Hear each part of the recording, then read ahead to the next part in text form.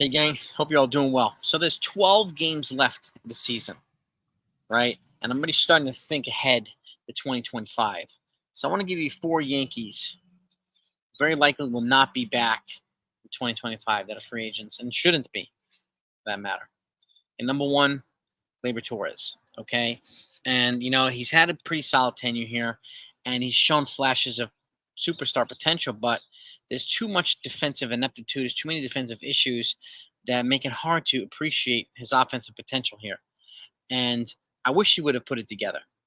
But he's about to become, had he had a really good year, he's about to become very expensive. Very expensive. He would have gotten a 9-figure contract easily. And some crazy team might still give it to him. I don't know. But he hasn't done enough to justify that big of a contract or even a qualifying offer. And the Yankees have enough young prospects in the farm to, I think, cover his production at the infield. Okay, whether it be Caleb Durbin, whether it be Urban Beavis, whether it be Oswald Peraza, it can get enough. Okay, and I do think the Yankees are probably going to target a bat additionally to Juan Soto that could most likely cover some of the defense, so cover some of the offense, because there is a chance that Jazz Chisholm might be moved to second base and they might pursue a third base. We just don't know yet, right? This is something I'm really looking forward to covering this offseason. So make sure if you haven't subscribed to this channel, you do that right now. If you like just regular good Yankee talk, you want to be part of a great community, you want to join the live streams, you want to get news that comes in, you want to get accurate news, okay, both sides of the story, this is a great place for you. It really is, and I thank you so much for it. I'd love to get to 25K subs by the end of the year. Your support means the world. Okay, that's number 1, Gleyber Torres. Okay, you let me know what your thoughts are. Number 2, Tommy Kahnle. He's been a good, solid veteran here, but there's been some injury issues. I like the character and the personality that he brings here, but I do think the Yankees can replace him at a cheaper salary with somebody like Jake Cousins or somebody like that, whether it be in-house or mostly in-house. And I don't really know what they're going to do in free agency yet.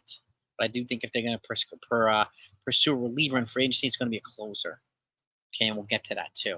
So Tommy Kahnle, not because I'm frustrated with him. I don't like him. I do like him, and I hope he continue. I hope he helps the Yankees win the World Series this year, as is Gleyber Torres. But moving forward. Of that being said, he's going to cost a little bit too much. I think they can get him for a little bit more affordable contract. That's number 2. Okay, number 3 is the closer, Clay Holmes. He's, again, another guy who is, unfortunately, I think in the same boat with Gleyber Torres. He's cost himself a boatload of money in free agency. He could have, had he had a good or better year, I should say, he would have probably gained a $60, $70 million contract. But I think he's lost that ability to do that this year now because of his 12 blown saves and the ability to not. He lost the trust of the Yankees brass to keep him at closer. That's an unfortunate situation. As a closer, you need that. You need them to trust you, right? So I do not think he'll be back next year. I think they're going to pursue somebody like Tanner Scott, or who knows, they may keep Luke Weaver at the closer position. We just don't know yet. But I don't think it's going to be Clay Holmes. And lastly, number 4 to me is Anthony Rizzo. Okay, I like him. I think he brings as much leadership as anybody. He's a great mentor. He's a great teammate. He's a damn pro. But if we're going to give Ben Rice a legitimate shot, we got to do it legitimately. And DJ's still here, unless he gets moved on from. And John Birdie's still here, too. He provides versatility. And so is Oswaldo Cabrera. I'd rather stick with those guys who are already here, much cheaper than Anthony Rizzo. And even though Anthony Rizzo has a $17 million option or a $6 million buyout, and I heard rumors about John Heyman saying they may squash out and negotiate somewhere in between and give him a 2-year deal, like $8 or $10 million per. I don't see the point of that, in all honesty. Okay, I'd rather get that money and put it towards keeping Juan Soto and pitching, right? So Anthony Rizzo's, I think, he's going to be probably the most painful one that's not going to be back next year. Most likely shouldn't. But if they do bring him back, I would not be surprised.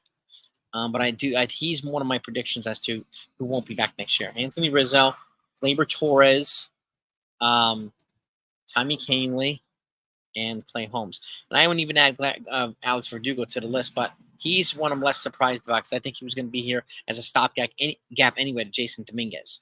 So I didn't expect him to be back anyways. So that's one reason he's not on this list. These other guys could have gone either way, right? But you let me know what your thoughts are. I mean, I'm sure there's other guys. Johnny Loizaga is probably not going to be back. Marinaccio is probably not going to be back.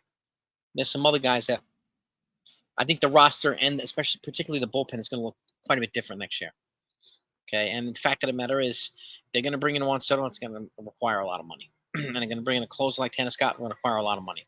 If they do, if they go with Luke Weaver, which is fine too, he only has one more year left, so they're going to need protection beyond that, right? So, which is another reason why I do think they're going to be aggressive with Tanner Scott, or at the very least, supplementing the bullpen one way or the other with a couple arms.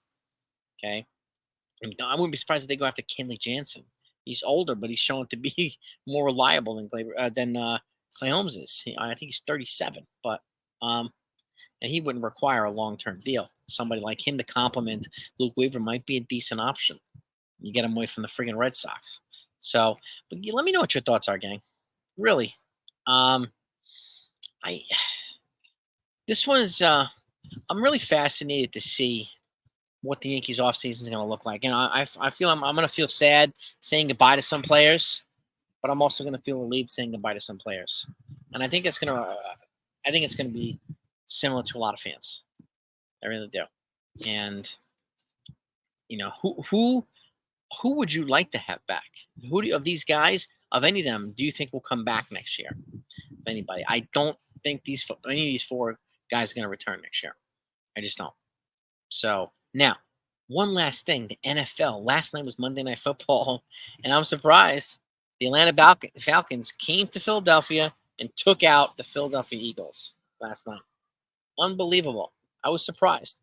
22-21. On a late game touchdown. Unbelievable. I was surprised. But this is football. This is football, right? Teams I thought would be, unstoppable are stoppable. Teams I thought were going to stink, maybe don't stink as much. But football is so unpredictable. 17-game season, it can go either way. You can go 14-3 one year, and then you can go 3-14 the next year. It's just the way that it grumbles there. It's kind of nuts. But back to the Yankees. Those four guys, I don't think will be back next year, nor do I think they should be. I think they can be replaced either in-house or out-house. Give me your thoughts, gang. Load up the comments. Have a great day. I'll be back later. They're on the West Coast now, so they have late games in the next 6 days. Okay, for the most part, at least during the week. Seattle for 3, Oakland for 3, and then they're off next Monday, and then they finish up the season for 3 against the Orioles and 3 against the Pirates, and then it's playoff time. And then we'll get into playoff brackets, playoff predictions, and all that good stuff. Yankees are going to make the playoffs. Let's freaking go.